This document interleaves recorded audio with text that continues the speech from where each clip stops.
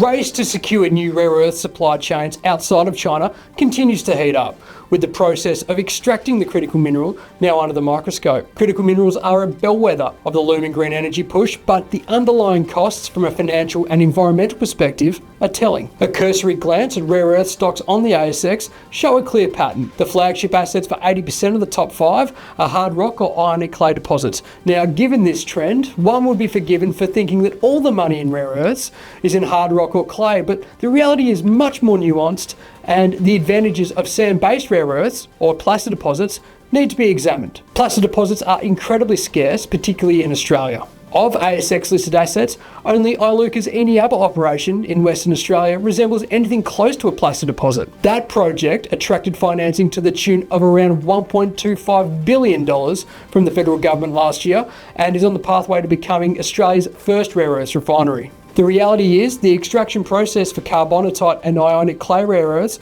is complicated, expensive, and often has a significant environmental footprint and requires massive scale for economic viability. On the other hand, placer rare earths deposits, effectively rare earths in a sandpit, are easier to extract at a considerably lower capex with potentially low environmental impact. These attributes give ASX companies like Queensland-based junior Ark Mines a unique strategic advantage. Sand-based deposits like Ark's flagship Sandy Mitchell project in North Queensland are good for a lot of reasons, but at their core is the simple reason that the rare earths extraction process is considerably more cost effective. With clay deposits, the rare earths extraction process typically requires a scrubber, often accompanied by additional treatment with acid baths at the pre-processing stage. With hard rock or carbonatite, you start with a drill blast, and when you get to the mining stage, it could potentially become an underground operation, which may mean quite a lot of overheads, more crushing, more grinding, and more capex. With placer deposits like Sandy Mitchell, you don't need crushing, grinding, flotation, or filtration.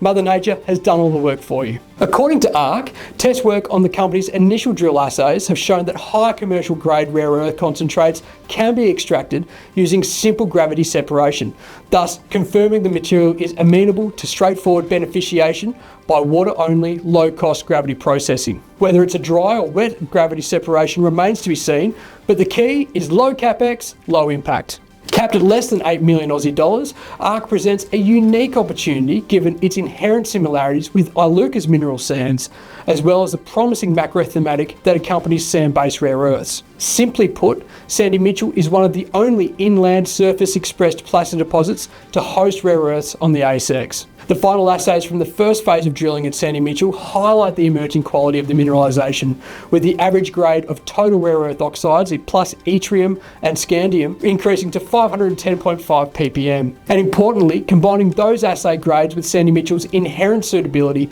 to low-cost gravity processing is when the project's economics really begin to stack up. Sandy Mitchell's attributes as a sand-based rare earths project makes it unique among listed peers in the ASX rare earth space. This is why Sandy Mitchell is attracting considerable interest from local processors and customers seeking concentrate, and why they should come under strong consideration when rare earths assets on the ASX are discussed.